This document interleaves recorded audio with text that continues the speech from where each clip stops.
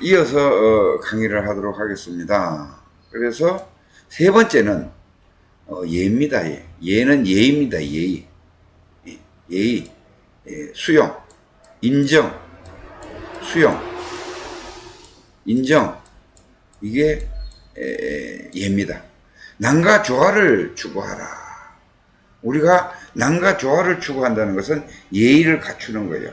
말을 할 때에도 남과 조화를 맞춰서 말을 해야 되는 것이 그게 예의거든요.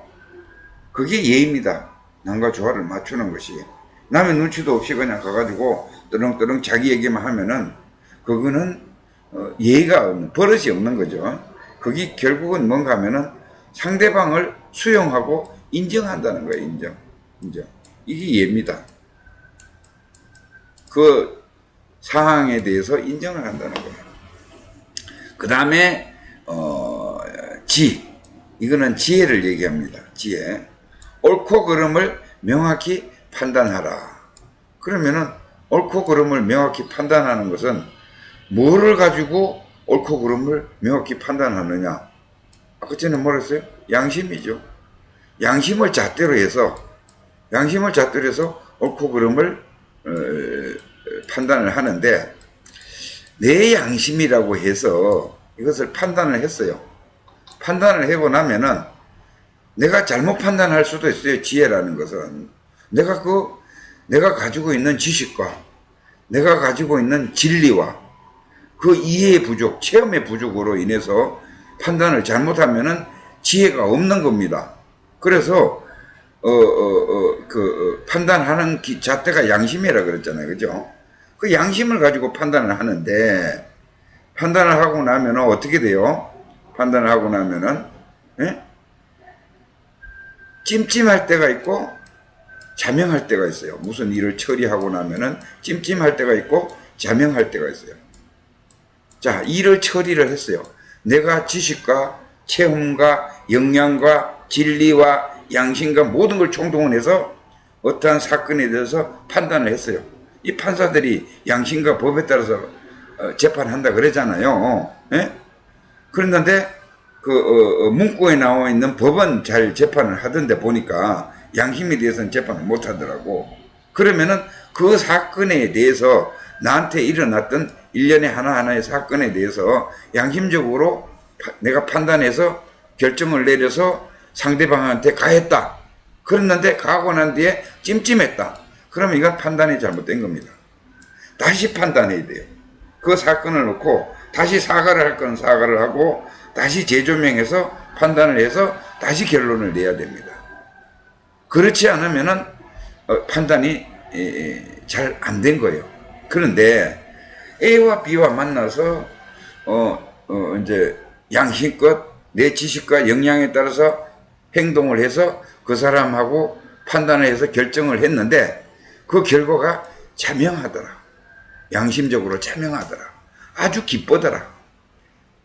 아주 자명하더라. 맑고 깨끗하더라. 그러면은 이거는 판단이 잘 된 겁니다. 이렇게 해서 옳고 그름을 판단하는 기준을 지혜라고 합니다.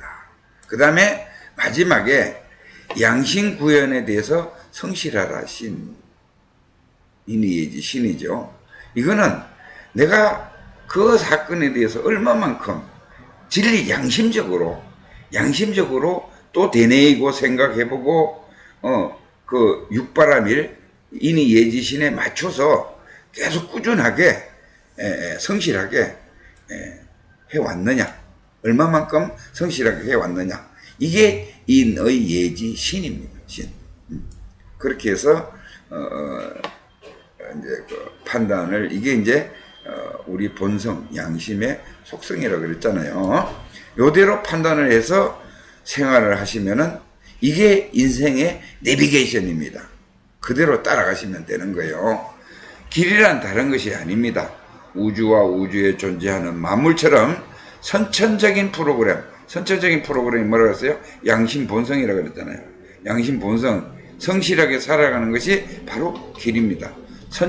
그럼 후천적인 프로그램은 뭐냐? 후천적인 프로그램은 에고라고 하는 건데, 에고. 후천적인 프로그램을 에고라고 하는 건데, 그 에고는 뭔가 하면은 업에 의해서 형성된 무엇이기예요. 업에 의해서 형성된 무엇이기 때문에 거기 생각, 감정, 오감을 떠올리는 거예요. 생각, 감정, 오감을 만드는 것인데, 이 생각, 감정, 오감대로 내가 행동을 하고 지금 현재는 살고 있잖아요. 그죠? 이 업에 끄달려서 살고 있는 거예요. 그러면은 여기에는 분명히 탐진치가 존재합니다. 탐진치. 욕심이 작용을 해요. 왜? 내 거라는 것 때문에 욕심이 작용합니다. 그래서 이 인생이 고가 되는 거예요. 인생이 고달퍼지는 거예요. 그 욕심 때문에. 그래서 우리가 이 생각, 감정, 오감을 내려놓고 명상을 해서 생각, 감정, 오감을 내려놓고 축 들어가는 것이 본성으로 들어가는 거예요. 이게 열반자리라고 하는 겁니다. 양심의 자리입니다. 그래서 우리가 사회생활을 하면서도 어떻게 해요? 깊은 명상에 많이 들죠. 빌 게이츠나 이런 사람들은 항상 무슨 결정하기 전에는 깊은 명상에 든다 그랬어요. 이게 바로 그런 거예요. 내 에고 속에서, 내 욕심 속에서 일어나는 대로 일을 처리하면은 한마디로 망치니까 선천적인 프로그램이 깔려있는 본성으로 명상을 해서 들어가서 판단을 자명하게 해서 사업의 결론을 낸다고 합니다. 그 다음에 우리 이제 그 하늘의 길이라고 하는 것은, 본성이라고 하는 것은 생장 수장이라고 해서 이제 제가 앞에서 말씀드렸죠.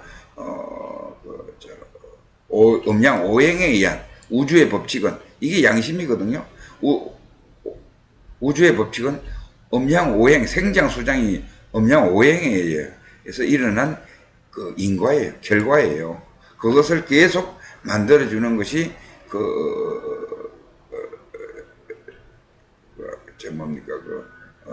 우주의 법칙이에요. 그래서 그렇듯이 인이 예지시는 인간의 길입니다. 인간은 늘 사랑하고 정의롭고 겸손하고 지혜롭고 성실해야 합니다. 그래야만 우주가 마련한 인간의 길을 잘 걷는 사람, 즉 우주와 조화를 잘 이루는 사람이라고 할 수 있습니다. 인간의 길을 잘 수리하는 것이 교육이라고 했는데, 이 교육이 뭔가 하면은 결국은 중용입니다. 하늘의 길과 인간의 길을 이렇게 정성스럽게 노력하는 것이 인간의 길입니다. 본래의, 그럼 중용은 뭐냐? 중용을 설명드리면은, 중용은 쉽게 얘기하면은 저기압과 고기압이 만나서, 이게 이제 연기죠. 우리가 만나면은 비가 오죠. 비가 오고 나면은 뭐예요? 비가 오고 나면은 고요해지죠. 날씨가 고요해지죠. 예. 뭔가 하면은 음과 양의 기운이, 인간의 음과 양의 기운이 부딪히고 나면은 그게 소멸이 되는 겁니다. 중용이 되는 겁니다. 그러면은 고요해진다는 것 자체는 뭔가 하면은 본성으로 진입을 하는 거예요. 본성으로 진입한다는 것은 곧 열반에 진입한다는 겁니다. 고요한 쪽에 가 있다는 거예요. 그래서 모든 것이 잘 이루어지게끔 하자면은 중용을 지켜라, 이렇게 얘기하는 겁니다. 이렇게 얘기하는 거예요. 그래서 인간의 길은 하늘의 길과 달라서 늘 이해하고 실천하고 노력해야만 제대로 길을 걸을 수 있습니다. 그러면은 하늘의 길을 늘 이해하고 실천하고 노력하는 길이 뭐냐? 양심 노트입니다. 양심 노트를 열심히 인의 예지에 맞춰서 쓰든지, 그 다음에 그게 곧 양심 성찰이에요.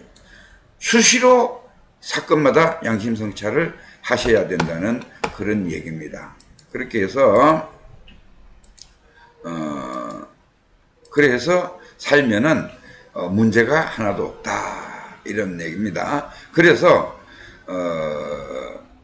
무형인 길인 인간의 길을 분명히 보고 따를 수 있도록 하는 일은 교사가 자신의 생각, 감정, 언행으로 인간의 길을 제대로 표현할 때만 가능합니다. 이게 양심 성찰이다.